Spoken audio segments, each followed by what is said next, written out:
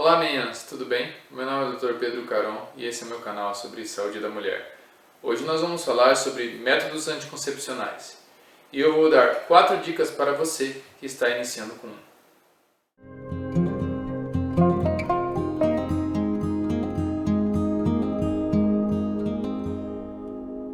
A primeira dica, e essa eu considero a mais importante de todas, a escolha do método depende do perfil e tipo da paciente. Vamos lá meninas, se você tem desejo do uso de uma pílula anticoncepcional, é importante que você seja bem regrada com o horário de tomar a pílula. Se você não é tão regrada, às vezes por uma vida de trabalho muito agitada ou uma correria mesmo no dia a dia com obrigações de casa, a pílula não seja o ideal devido a esquecimento, ok? O injetável pode ser uma excelente opção, pois a paciente usa uma vez no mês ou uma vez a cada 3 meses e isso ajuda a paciente a lembrar, pois tem menos quantidade de aplicação. Ah, mas doutor Pedro, eu não gosto de lembrar que tem que aplicar, o que tem que tomar, o que eu faço? Então, existem outros tipos de métodos anticoncepcionais que podem facilitar para vocês, meninas. Alguns deles, o DIU, DIU de cobre e DIU hormonal, Mirena ou Cailina, podem ser usados e no caso não haverá esquecimento, já que o DIU é colocado por um profissional de saúde, um médico, e ele pode durar de 5 a 10 anos dependendo do tipo do DIU. Outro método pode ser o Implanon, por exemplo, que pode ser usado até 3 anos. Ele é colocado geralmente na região do braço da paciente. É um tipo de anticoncepcional apenas com progesterona. A segunda dica que eu vou dar para vocês é, quando for escolher um método, veja se ele é compatível com a sua queixa. Vamos supor que a sua queixa é oleosidade de pele, espinha, queda de cabelo, aumento de peso. Nesse caso, existe um tipo de anticoncepcional que ajuda muito bem nessas situações. No caso, Yasmin, Yumi e Yas são anticoncepcionais que podem ajudar nesse ponto.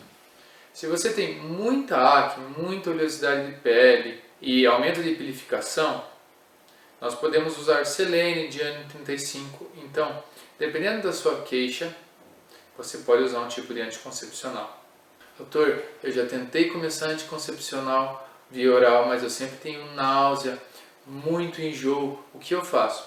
Neste caso, talvez você não seja a melhor usuária para o anticoncepcional oral. Então, um anticoncepcional injetável, no caso uma Mesigina, um Perlutan ou até mesmo uma Depo-Provera, podem ser uma melhor opção, pois evita aquela náusea e aquele enjoo. Ah, mas doutor, eu queria mesmo era parar de menstruar. O que eu posso fazer? O que você deve fazer é procurar um método que evite a sua menstruação. Entre eles pode ser um injetável trimestral, pode ser uma pílula de uso contínuo só de progesterona, como também pode ser um DIU com hormônio. São métodos que, na maioria das pacientes que utilizam, proporcionam uma amenorreia, ou seja, a paciente para de menstruar. Agora eu vou dar a terceira dica para vocês. Quando você inicia um método anticoncepcional, é muito comum no primeiro e no segundo mês ter alguns tipos de efeitos colaterais que as pacientes sempre reclamam no consultório, pois, claro, é algo diferente no organismo delas. Eu vou tentar esclarecer para vocês. Primeiro, pacientes que começam a tomar o anticoncepcional e o ciclo delas muda. Ah, doutor Pedro, eu menstruava 5, 6 dias no mês, agora eu estou menstruando 3. Isso pode acontecer sim com o uso do anticoncepcional. E quando eu falo isso, não é só para anticoncepcional oral, pode ser injetáveis e também DIU ou implantes, e transdérmicos também. Quando você inicia com o uso de anticoncepcionais orais, meninas, é sempre importante lembrar que você pode ter um aumento de dor no seio, que a gente chama de mastalgia. Náuseas pode ocorrer também. Você pode ter uma queda da libido, pois o anticoncepcional, dependendo do tipo do uso, pode cair um pouco da libido também.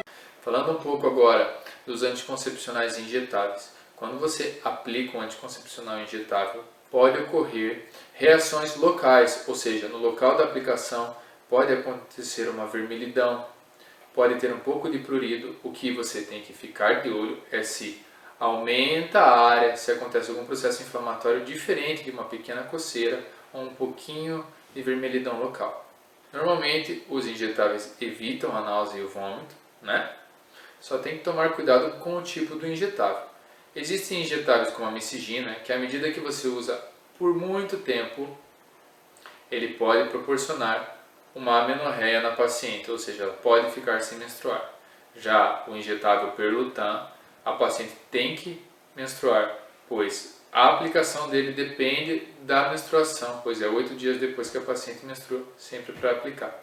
Falando do DIU agora, um excelente método anticoncepcional, um dos melhores atualmente, mas existe um pouco de problema na adaptação do uso, pois ao colocar o DIU, principalmente o de cobre, a paciente sente bastante cólica e haverá um aumento do fluxo sanguíneo, pois o DIU é um corpo estranho na cavidade uterina.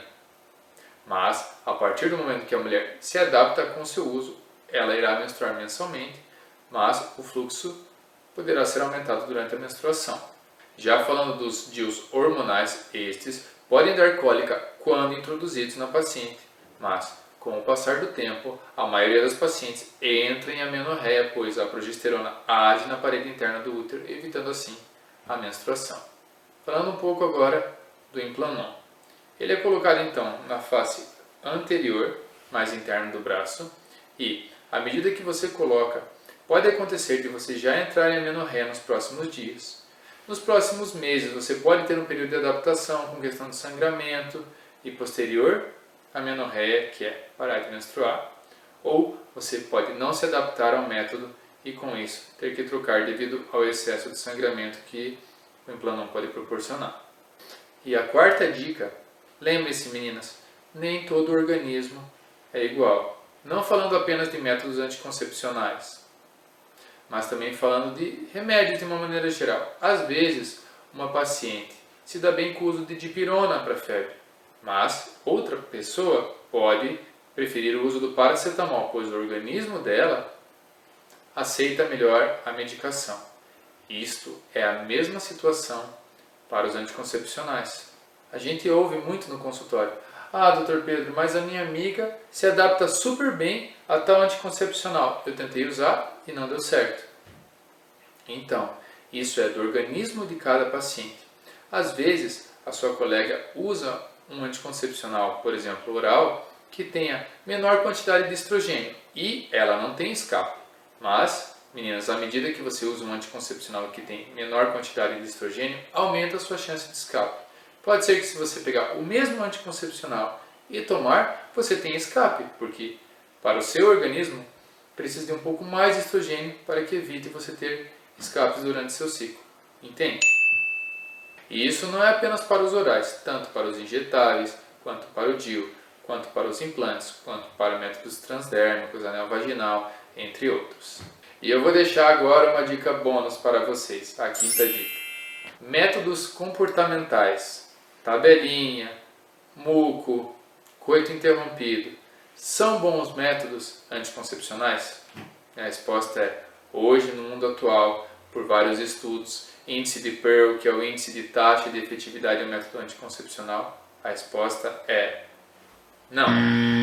Não são. Se você usa esses métodos anticoncepcionais por opção, existe uma chance maior de você engravidar. Esses tipos de métodos anticoncepcionais, a sua efetividade é muito baixa. Eu vou deixar aqui embaixo na descrição vários vídeos relacionados a esse que eu falei, se vocês quiserem dar uma olhada em anticoncepcionais orais, injetáveis, DIU, Implanon, coito interrompido, tabelinha, podem olhar.